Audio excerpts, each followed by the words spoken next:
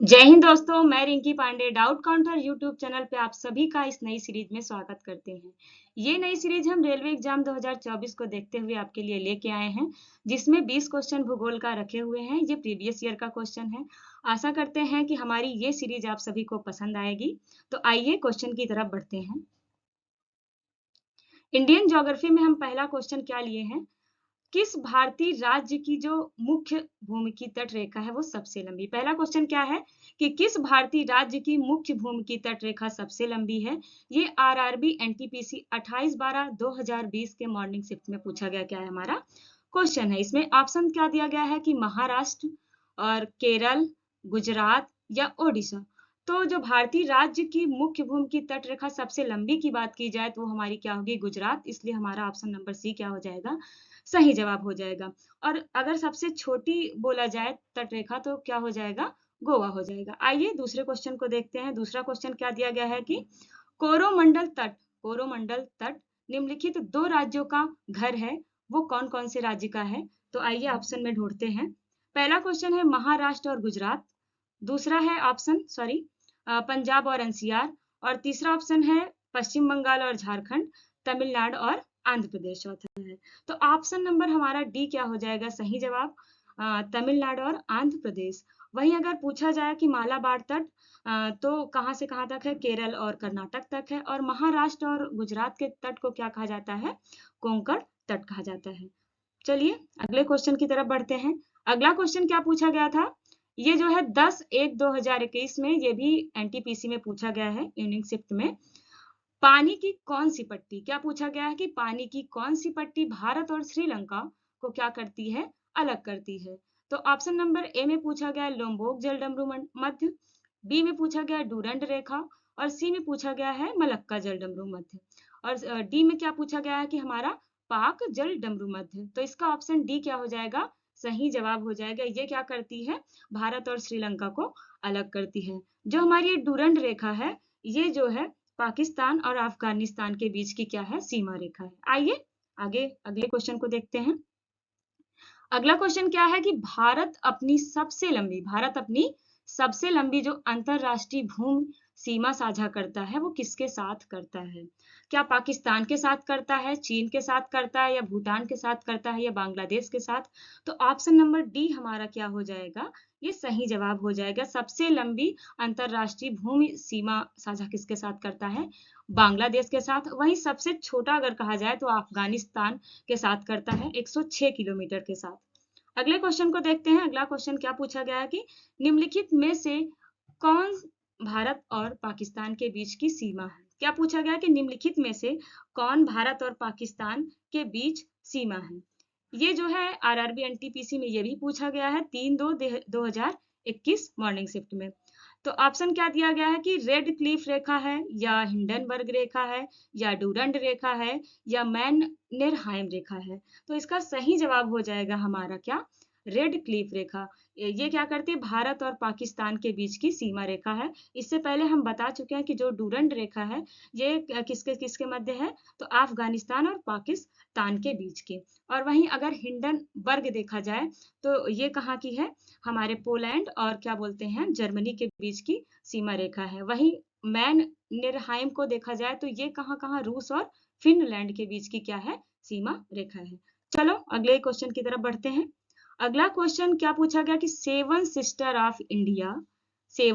Of India में निम्नलिखित में से कौन सा राज्य शामिल नहीं है? तो नहीं पे आप क्या करेंगे? विशेष ध्यान देंगे। ऐसे ही क्वेश्चन गलत होने की ज्यादा संभावना होती है, इसलिए इस पे ज्यादा ध्यान देंगे। सेवन सिस्टर ऑफ इंडिया में निम्नलिखित में से कौन सा राज्य शामिल नहीं है? तो इसमें ऑप्शन दिया गया कि मेघालय, अरुणाचल प्रदेश, नागालैंड या सिक्किम। तो हमारा मेघालय भी है, और सेवन सिस्टर में नागालैंड भी है, अरुणाचल प्रदेश भी है, और सिक्किम क्या है? यही नहीं है। तो नहीं है का मतलब यही हमारा क्या हो जाएगा? सही जवाब हो जाएगा कि सिक्किम हमारा क्या है? सेवन सिस्टर में शामिल नहीं है। आइए अगले क्वेश्चन की तरफ बढ़ते हैं। निम्नलिखित में से कौन सा कथन सही नहीं है? यहाँ भी नहीं दिया है, विशेष ध्यान दीजिएगा। यहाँ भी क्या दिया है? नहीं दिया है। तो ऑप्शन नंबर ए को पढ़ते हैं। सिक्किम भारत में सबसे कम आबादी वाला क्या है?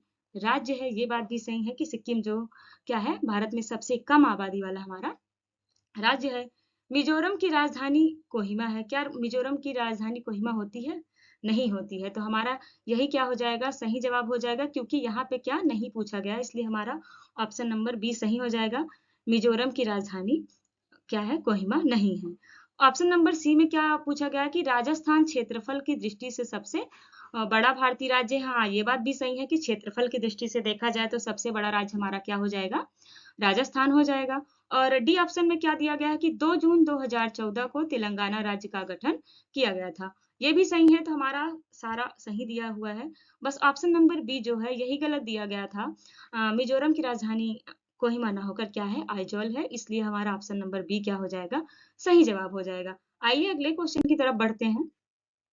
डूरंड रेखा, क्या पूछा गया? डूरंड रेखा किन दो देशों को विभाजित करती है? पहले ही बता चुके हैं। तो इसका ऑप्शन नंबर क्या हो जाएगा हमारा? कौन सा? ए सही हो जाएगा। अफगानिस्तान और पाकिस्तान के सीमा को क्या करती है? विभाजित करती है। बी में दिया गया बांग्लादेश, भारत बांग्लादेश तो ये है नहीं, भारत नेपाल है नहीं, पाकिस्तान चीन नहीं। ऑप्शन नंबर हमारा क्या है? ए सही जवाब है। आइए अगले क्वेश्चन को देखते हैं। अगले क्वेश्चन में पूछा गया है कि भारत कितने जैव विविधता हॉटस्पॉट की मेजबानी करता है? भारत क्या करता है? कितने जैव विविधता हॉटस्पॉट की मेजबानी करता है? ये जो है ये भी एनटीपीसी में पूछा गया था, 12/3/2021 के इवनिंग शिफ्ट में पूछा गया है। इंपॉर्टेंट क्वेश्चन है। पूछा गया 3, भारत कितने जैव विविधता हॉटस्पॉट की मेजबानी करता है? 3 का करता है, 5 का करता है, 2 का करता है या 4 का करता है? तो ये 4 करता है। ऑप्शन नंबर डी हमारा क्या हो जाएगा? सही जवाब हो जाएगा। वो 4 कौन-कौन से हैं? हमारा पूर्वी हिमालय, पश्चिमी हिमालय, पश्चिमी घाट और अंडमान निकोबार द्वीप समूह। ये हमारा क्या है? 4 हॉटस्पॉट है। आइए अगला क्वेश्चन देखते हैं। अगले क्वेश्चन में क्या पूछा गया कि निम्नलिखित में से किस भारतीय राज्य की कोई तट रेखा नहीं? क्या पूछा गया कि निम्नलिखित में से किस भारतीय राज्य की कोई तट रेखा नहीं है? ऑप्शन ए में पूछा गया है गुजरात, और बी में बिहार, सी में आंध्र प्रदेश और डी में पश्चिम बंगाल। तो गुजरात की तट रेखा है, आंध्र प्रदेश की भी है, पश्चिम बंगाल की भी है, गुजरात की ही नहीं है, इसलिए हमारा ऑप्शन बी क्या हो जाएगा? सही जवाब हो जाएगा। अगला क्वेश्चन पूछा गया कि ग्रह प्लूटो की खोज किसके द्वारा की गई थी? तो ऑप्शन में दिया गया कि William Herschel, Clyde Tombaugh, John Adams या जोहान गाले। तो ग्रह प्लूटो की खोज किसने की थी? तो इसका ऑप्शन नंबर ए हमारा क्या हो जाएगा? सही जवाब हो जाएगा। विलियम हर्शेल ने की थी। आइए अगले क्वेश्चन, सॉरी, इसका ऑप्शन नंबर बी सही जवाब है। ग्रह प्लूटो की खोज क्लाइड टॉमबाग के द्वारा की गई थी, तो ऑप्शन नंबर बी क्या है? इसका सही जवाब है। आइए अगले क्वेश्चन की तरफ बढ़ते हैं। अगले क्वेश्चन में क्या पूछा गया है कि धूमकेतु शब्द, क्या धूमकेतु शब्द प्राचीन शब्द से, यानी किस प्राचीन शब्द से आया है जिसका अर्थ है लंबे बालों वाला तारा? तो ये किस प्राचीन शब्द से आया है? यूनानी प्राचीन शब्द से, इसलिए हमारा ऑप्शन नंबर ए क्या हो जाएगा? सही जवाब हो जाएगा। अगले क्वेश्चन को देखते हैं। अगले क्वेश्चन में पूछा गया कि निम्नलिखित में से कौन सा ग्रह दक्षिणावर्त दिशा में क्या करता है? घूमता है। निम्नलिखित में से कौन सा ग्रह दक्षिणावर्त दिशा में क्या करता है? घूमता है। तो ऑप्शन नंबर ए में दिया है शुक्र, बी में मंगल, सी में शनि, डी में बृहस्पति। इसका ऑप्शन नंबर ए क्या हो जाएगा? सही जवाब हो जाएगा शुक्र। निम्नलिखित में से कौन सा ग्रह दक्षिणावर्त में घूमता है? तो दक्षिणावर्त में हमारा शुक्र ग्रह घूमता है। और अगर तीनों को देखा जाए, यानी मंगल, बृहस्पति, शनि, तो ये किस दिशा में घूमते हैं? वामावर्त में। आइए अगले क्वेश्चन को देखते हैं। अगले क्वेश्चन में पूछा गया कि चट्टानों के छोटे छोटे टुकड़े जो सूर्य के चारों ओर क्या करते हैं? चक्कर लगाते हैं, वो क्या कहलाते हैं? आकाशगंगा, जियोइड्स, क्षुद्रग्रह या उल्कापिंड। तो चट्टानों के जो छोटे छोटे टुकड़े होते हैं वो सूर्य के चारों ओर चक्कर लगाते हैं, जिन्हें हम क्या कहते हैं? उल्कापिंड कहते हैं। अगले क्वेश्चन को देखते हैं। अगला क्वेश्चन क्या पूछा गया कि धौलावीरा किस राज्य में है? धौलावीरा किस राज्य में है? तो ऑप्शन में क्या दिया गया है? राजस्थान, गुजरात, छत्तीसगढ़, झारखंड। तो ये हमारा जो धौलावीरा है ये कहाँ पे है? गुजरात में है, जिसे 2021 में यूनेस्को साइट में भी शामिल किया गया। किसे? धौलावीरा को, जो कि कहाँ पे है? गुजरात राज्य में स्थित है। आइए आगे बढ़ते हैं। अगले क्वेश्चन को देखते हैं। कौन सी सीमा, क्या पूछा गया कि कौन सी सीमा दुनिया की 5वीं सबसे बड़ी सीमा है? तो ऑप्शन में दिया गया है कि भारत म्यांमार की सीमा, या फिर भारत भूटान की सीमा, या भारत नेपाल की सीमा, या भारत बांग्लादेश की सीमा। तो इसका ऑप्शन नंबर डी जो हो जाएगा ये सही जवाब हो जाएगा। भारत और जो बांग्लादेश की सीमा है ये 5वीं सबसे बड़ी क्या है? सीमा है। ठीक है? आइए अगले क्वेश्चन को देखते हैं। अगला क्वेश्चन में पूछा गया कि बिग बैंग सिद्धांत किसके द्वारा क्या किया गया था? प्रतिपादित किया गया था। तो ऑप्शन में पूछा दिया गया कि जॉर्जेस लेमाइट्रे, अल्बरूनी या थॉमस गोल्ड या डॉक्टर एलन सुंडेस। तो इसका ऑप्शन ए क्या हो जाएगा? सही जवाब हो जाएगा। जॉर्जेस लेमाइट्रे ने ही क्या किया था? बिग बैंग सिद्धांत को प्रतिपादित किया था। आइए अगले क्वेश्चन की तरफ बढ़ते हैं। कौन सा भारतीय राज्य, क्या पूछा गया कि कौन सा भारतीय राज्य चीन, नेपाल और भूटान के साथ सीमा साझा करता है? क्या करता है? सीमा साझा करता है। कौन सा भारतीय राज्य चीन, नेपाल और भूटान के साथ सीमा साझा करता है? तो ये हो जाएगा अरुणाचल प्रदेश या मिजोरम या नागालैंड या सिक्किम। तो इसका ऑप्शन नंबर डी जो हो जाएगा वह सही जवाब हो जाएगा। सिक्किम करता है किसके किसके साथ? चीन के साथ, नेपाल के साथ और भूटान के साथ सीमा साझा करता है। अगले क्वेश्चन को देखते हैं। ये क्या दिया गया कि एक प्रसिद्ध तारामंडल जिसे क्या कहते हैं? शाम के समय देखा जाता है और इस तारामंडल को द हंटर किस नाम से? द हंटर के नाम से भी जाना जाता है, जिसे क्या कहते हैं? आइए देखते हैं। एक प्रसिद्ध तारामंडल है जिसे शाम के समय देखा जा सकता है और इस तारामंडल को द हंटर के नाम से जाना जाता है।